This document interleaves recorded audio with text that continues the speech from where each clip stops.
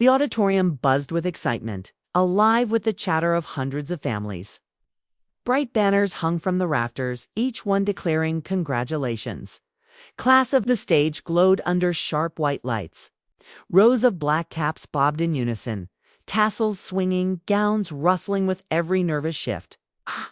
I sat in the third row of graduates, hands clasped tightly in my lap. My heart pounding so hard I thought the whole hall could hear it.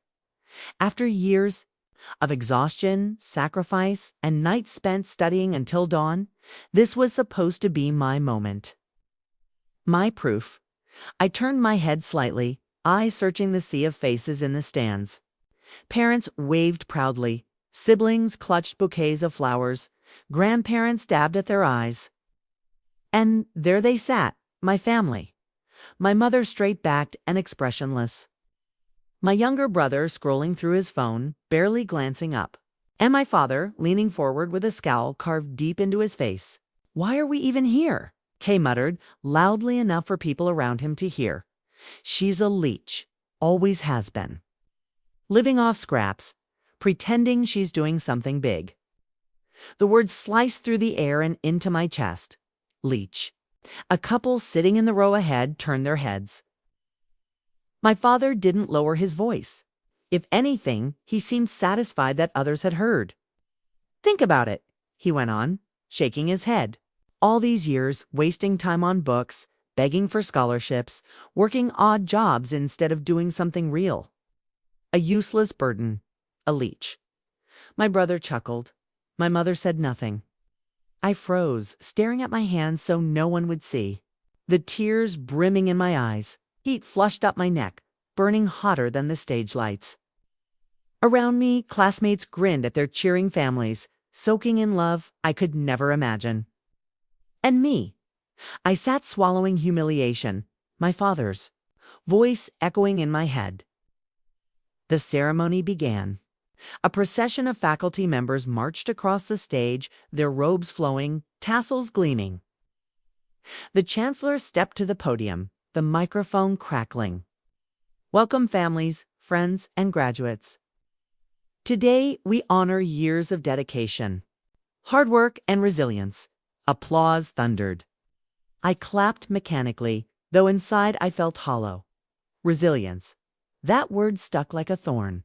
I had lived it, working nights at the diner, mornings in class, afternoons tutoring, all while listening to my family call me useless. Resilience was what had gotten me here.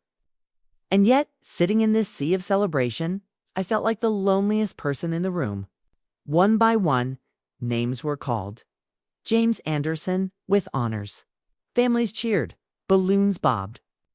Maria Lopez, summa cum laude. Her parents whooped so loud the crowd laughed. I swallowed hard, clutching the edges of my gown. Time a name was called. A wave of applause shook the hall. And every time my father leaned back in his chair, unimpressed, arms crossed. When the student beside me whispered, "I hope my parents get a good photo," I forced a smile and nodded.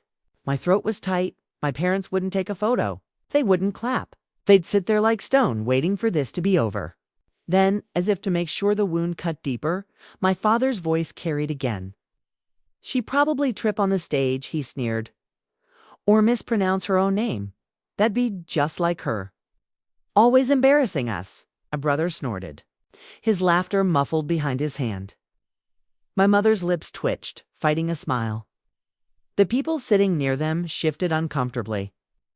I could feel eyes on me, even from across the hall, pitying or judging. I couldn't tell which. I clenched, my fists under the folds of my gown. My nails dug crescents into my palms. "Not here," I told myself. "Don't break here.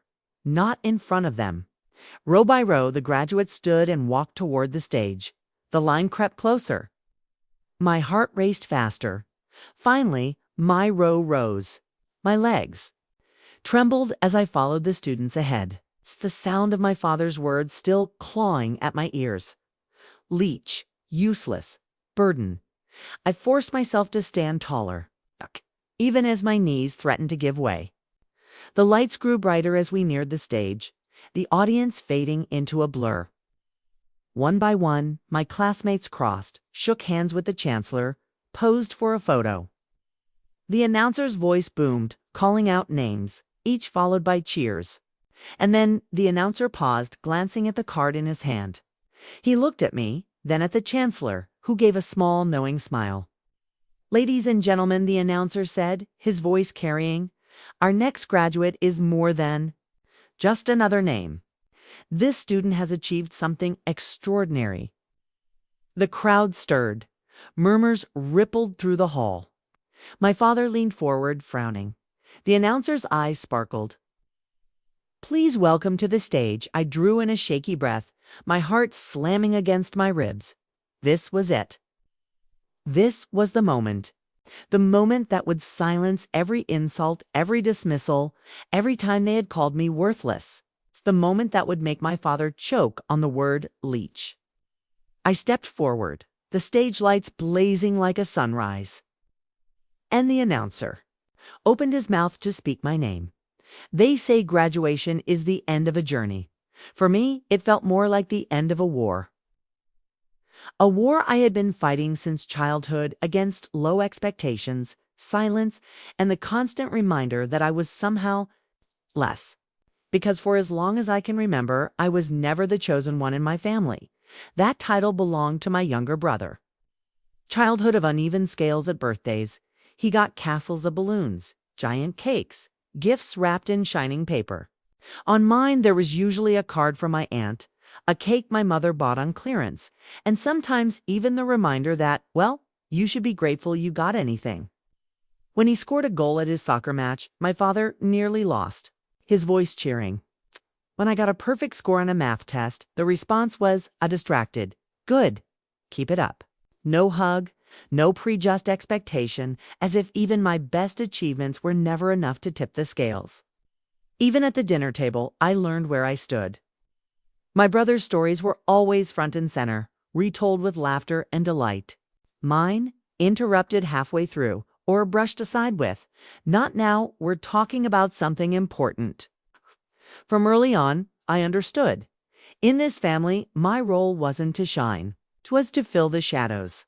The label, lazy, leech, worthless. As I grew older, the words sharpened. "Why can't you be more like him?" My father would demand when I stayed up late studying. "Stop pretending you're working hard," my mother added. "You always look tired, but what are you really doing?"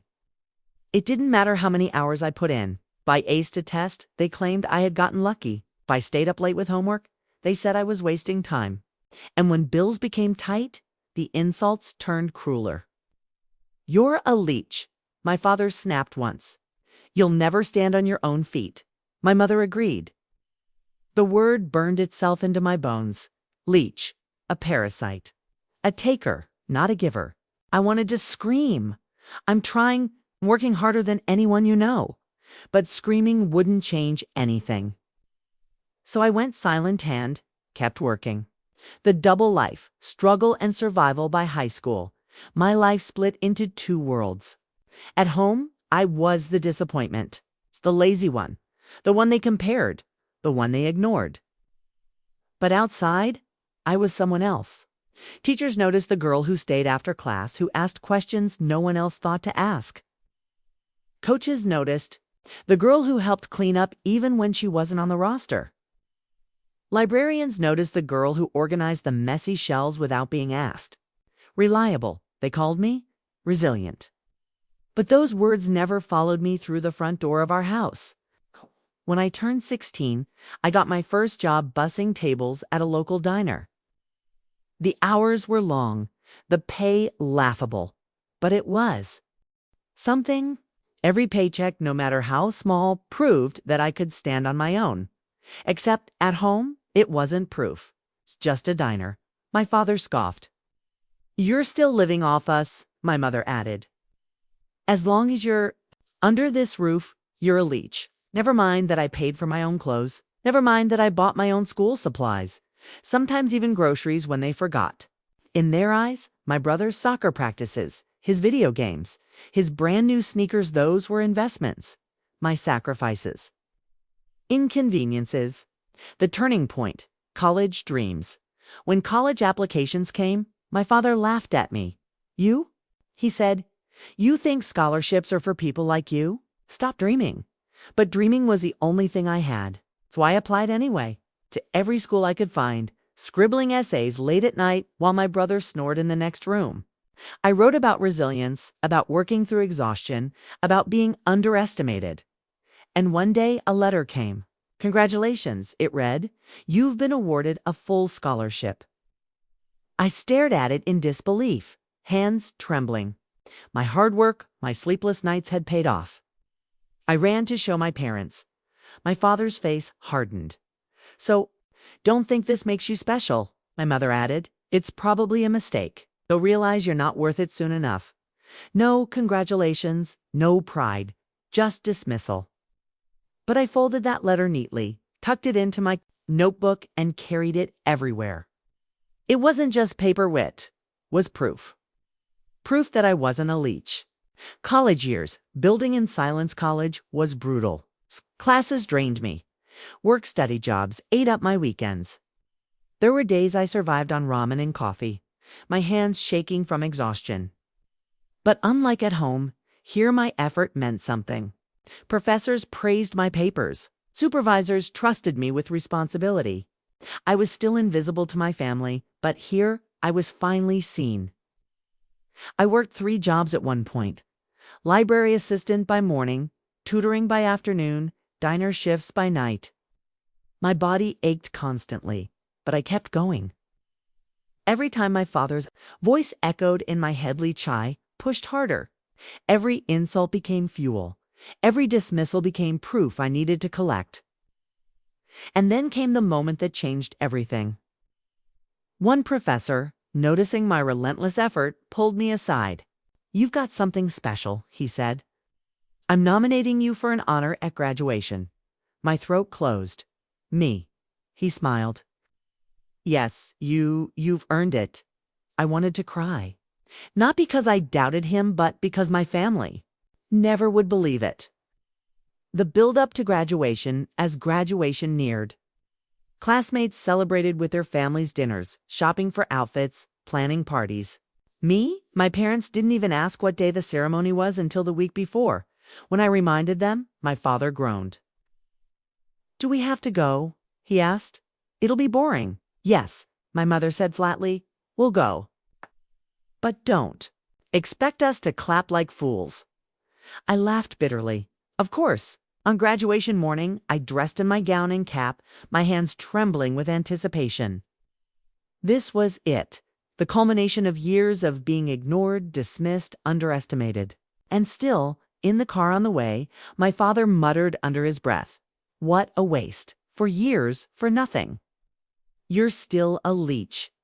The word hit as hard as it did the first time, but I didn't flinch this time, because deep down, I knew. Something he didn't. Something that would unfold on that stage. Back in the auditorium, as the Chancellor welcomed the crowd, I sat in my seat, heart pounding. I remembered every insult. Every night I cried into my pillow. Every time I whispered to myself that I wasn't worthless, my father's voice still echoed in my head, Leech. Useless burden. But for once, I smiled, 'cause soon another voice would drown his out. The hall echoed with applause as another graduate crossed the stage. Flashbulbs burst like fireworks. Families cheered until their throats were raw. And behind it all, my father's voice cut through like a blade. "She probably barely scraped by," he muttered loud enough for the people beside him to hear. "Watch. She'd trip over her own gown and embarrass us all." My younger brother chuckled, shaking his head. Classic her. My mother didn't even hush them. She sat there, a tight smile on her lips, as if silently agreeing. The words crawled under my skin. My heart pounded, not with pride or excitement, but with a familiar ache. The ache of being small, invisible, unworthy. I looked around at the rows of parents standing tall for their children, fathers with tears in their eyes, mothers clutching bouquets, calling out names like blessings. And me. I had a father who called me a leech, a brother who mocked me, a mother who never defended me. The contrast was almost unbearable. The Chancellor's voice boomed again. Summa cum laude, Maria Alvarez. The crowd erupted. Maria's family waved banners, shouting until the hall shook. She cried, hugging the Chancellor, flashing her diploma like a victory flag. I clapped for her, genuinely. But the moment my hands stopped, the voice in my head returned. They'll never clap for you. Row by row, my classmates moved forward. The line inched closer to the stage. My name was coming soon. My throat tightened. My palms grew slick. What if I tripped? What if my father was right? What if the one chance I had to prove myself ended in disaster? From the corner of my eye, I saw my father lean forward again, his arms crossed. I bet she doesn't even get her name right. It's always messing things up. The people in the row ahead shifted uncomfortably. One woman actually turned to glare at him. He didn't notice. He was too busy tearing me down, even here. I closed my eyes, gripping the edge of my gown. I tried to breathe, to remind myself of every night I'd studied until dawn, every shift I'd worked just to keep myself afloat. But humiliation is heavy. It sits on your chest, pressing until you can barely take air in. And sitting there, surrounded by applause for everyone else. With my family's voices tearing at me, I felt like I was drowning. The announcer called another name. Applause, laughter, cameras. Then my row stood. The movement jolted me back to reality. My legs wobbled, but I forced myself to rise with the others. We shuffled down the aisle toward the stage where the Chancellor waited. The closer we got, the brighter the lights became. The louder the applause swelled. But behind me, like an echo chained to my soul, still heard it. Leech. Useless. Embarrassment.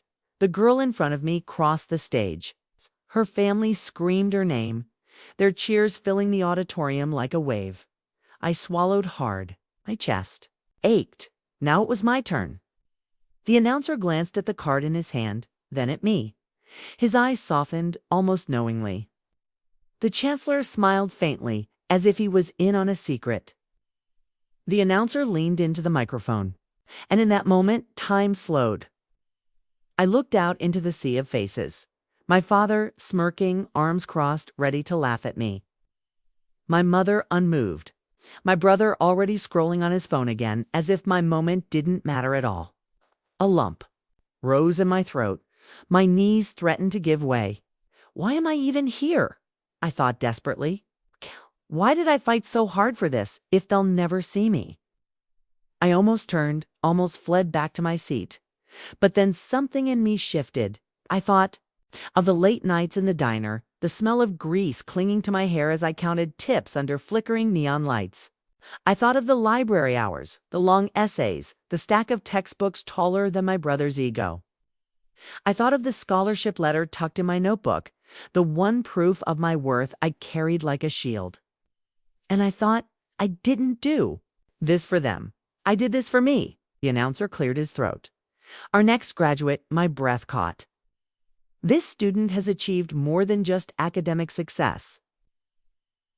Through relentless dedication and resilience, they've earned a distinction few ever reach. The crowd stirred. Murmurs rippled. Heads turned. I felt the ground tilt beneath me. My father's smirk faltered, confusion flickering across his face. The announcer looked at me, his voice rising. Please welcome to the stage. The announcer's voice rang out, steady and clear. Valedictorian of the graduating class, with highest honors. Please welcome my name. The hall erupted. Applause thundered like a tidal wave. Feet stomped against the floor. The sound swallowed me whole, so loud it felt like the building itself was alive. I froze for a heartbeat, stunned. Valedictorian. He had said my name with that title attached. The weight of years lifted in a single second.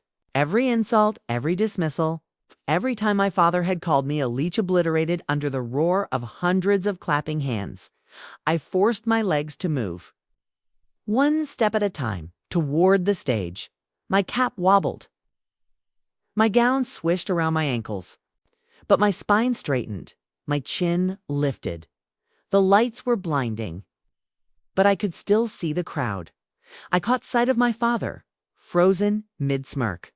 His arms, once folded in disdain, hung limp at his sides. My mother's mouth had parted, eyes wide, as if she had misheard. My brother's phone was in his lap now, forgotten. For the first time in years, they were silent. The Chancellor stood, waiting at the center of the stage, his smile warm and genuine. As I reached him, he extended his hand. "You've made us proud," he said softly, just for me to hear. My throat tightened. I shook his hand, gripping it like a lifeline. Then he turned back to the microphone. "This student," he announced, to the crowd, has not only excelled academically, but has demonstrated extraordinary resilience. Balancing jobs, studies, and responsibilities, they have risen above challenges that would have broken many. They are proof that determination triumphs over adversity. The applause rose again, a deafening roar that shook my very bones. I blinked, back tears, standing taller under the lights. For once, I didn't shrink, didn't hide. I let the world see me. I walked across the stage to accept my diploma, the Chancellor guiding me toward the spotlight. Cameras flashed, capturing the moment forever as I took the diploma into my hands. The weight of it nearly knocked the air out of me. Not because of the paper inside, but because of everything it represented. Every diner shift, every tutoring session, every night I cried myself to sleep only to wake up and work harder the next morning. It was all here, in my hands, and the crowd, strangers, classmates, professors, they clapped for me. They saw me, something my family had never done. The announcer gestured me toward the podium. "Okay, and now," he said, "our valedictorian will deliver the graduation address." A ripple went through the hall. I froze for half a second, my pulse spiking. Deliver the address? In front of all these people? I remembered my father's voice, Leech, useless embarrassment. I stepped forward. If I could survive that, I gripped the podium, the microphone humming under my hand. My voice shook at first, but steadied as the silence stretched. Hundreds of eyes locked on me. "I stand here today," I began, "not as someone who always believed in themselves. There were times I thought I'd never make it. Times I was told I didn't belong. Times I was called names that still echo in my head." The hall was silent, hanging on my words, but I kept going. I worked, I failed. I got back up. And today I stand here because I refuse to let other people decide my worth. Applause broke out, then hushed again. I swallowed, my eyes scanning. The crowd, for the briefest moment, they landed on my father. His face was unreadable, locked in stone. "This diploma," I continued, lifting it slightly, "isn't just paper. It's every late night, every sacrifice. It's every ounce of resilience that brought us here. And if you're sitting in the crowd, doubting yourself, let this be proof you are stronger than the voices that try to tear you down." It's time. The applause was louder, some people even rising to their feet. My chest swelled. For the first time in my life, I felt powerful as I stepped back. My classmates cheered. The Chancellor clapped me on the shoulder. Professors nodded approvingly. And out there, in the crowd, my family sat in stunned silence. I had spoken to strangers, to classmates, to faculty. But every word was really for them. They had called me a leech. But tonight, I stood before hundreds, as proof that I was anything but. The ceremony carried on, names continuing, applause steady. But for me, time had shifted.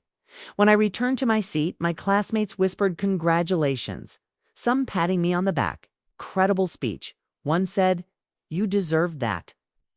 I smiled faintly, nodding, but my eyes flicked back to the stands. My father's hands gripped the railing, knuckles white. My mother's face was pale. My brother still hadn't picked up his phone. For once, they weren't laughing. They weren't mocking. They were stunned into silence. And that silence was sweeter than any applause. The ceremony ended in a storm of applause. Camera flashes and caps tossed into the air like confetti. My classmates laughed and hugged, their families rushing down. The aisles with flowers, banners, and tears of pride, and me. For the first time, I wasn't rushing to leave before the crowd thinned. I stood tall, diploma in hand, my heart steady, waiting. Because I knew what was coming. The crowd's praise the moment I stepped out into the open courtyard. People I had never spoken to before stopped me. Your speech. It gave me chills, one mother said, pressing her hand to her heart. You've been working 3 jobs. Incredible, a professor's spouse whispered. Another student's father actually clapped me on the back. You've got grit. You'll go far, kid. My classmates swarmed around me too. You were amazing up there. You totally deserved valedictorian. You're the reason we'll remember this graduation. Their voices wrapped around me like a protective shield, warm, affirming, real. And yet, through the cheers, I could see them, my family, standing off to the side, stiff, uncomfortable, clearly waiting until the crowd died down so they wouldn't have to face the congratulations directed at me. For once, they weren't the center. They weren't laughing. They weren't mocking. They were shrinking. The family's weak defense, finally, they shuffled over. My father's jaw was tight, his eyes darting around, making sure no one he knew was close enough to overhear. Well, he muttered, you made quite a show of yourself. A show. That's all he could call it. My mother crossed her arms. Anyone can get lucky. Don't let this go to your head. My brother smirked faintly, though it looked more forced than usual. Yeah, enjoy your little moment. I stared at them, diploma clutched against my chest. For years, I would have swallowed their words, let them crush me. But not anymore. The confrontation, I took a slow step closer, lowering my voice just enough so the words cut sharp. You called me a leech, I said evenly, my eyes on my father. You've called me that for years. Worthless, a burden, a mistake. His face tightened, but I didn't stop. You never noticed the nights I worked until dawn. You never saw the jobs I took to pay my own way. You didn't hear the professors who believed in me. You didn't want to, 'cause if you admitted I was working harder than anyone, you'd have to admit you were wrong. My mother's lips parted, but no words came. My brother shifted uneasily. And tonight, I continued, my voice rising slightly. You sat in that audience and called me a leech again? Loud enough for strangers to hear. While the Chancellor was preparing to call me valedictorian, I leaned in, just enough for my father to feel the weight of every word. You tried to bury me, and instead you just set the stage for the world to see me shine. The silence for once in my life. My father had no comeback. His mouth opened, then closed. His eyes flicked to the side, searching for someone to save him. But no one did. Around us, classmates posed for photos, families hugged, professors smiled. The sound of celebration filled the air. But in the little circle where we stood, there was only silence. And in that silence, they finally felt it, the weight of their own words crashing back down on them.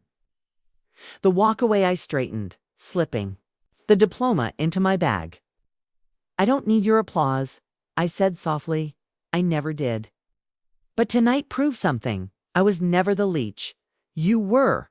You fed off my silence, off my patience, off the fact that I kept trying to earn love. You never planned to give. And I'm done. My mother's eyes glistened, whether from anger or shame, I couldn't tell. My brother looked away. My father clenched his fists, but his voice failed him. I turned, lifting my chin, and walked away. Every step away from them felt like shedding chains. The new family, as I reached the courtyard's edge, my classmates waved me over. Someone shoved a bouquet into my hands. Another looped an arm through mine. You're coming with us. One of them grinned. We're celebrating. No excuses. I laughed, a sound that felt strange on my lips, but real. For the first time, I wasn't walking into loneliness. I was walking into a future surrounded by people who actually saw me. Not because of blood, not because they had to, but because I had earned it. Final reflection later that night, sitting alone with my diploma spread across my lap. I whispered the words I had wanted to say my whole life. At graduation, my father called me a leech. But when the Chancellor called my name, the world finally saw the truth. And I smiled, because in the end, that was enough. Sometimes the sweetest revenge is not shouting back, standing tall when they expect you to fall. At my graduation, my father called me a leech. But when the Chancellor called my name, I left with something. He could never take away dignity, respect, and proof that I was never worthless. At my graduation, my father called me a leech. But when the Chancellor called my name, the whole room stood for me.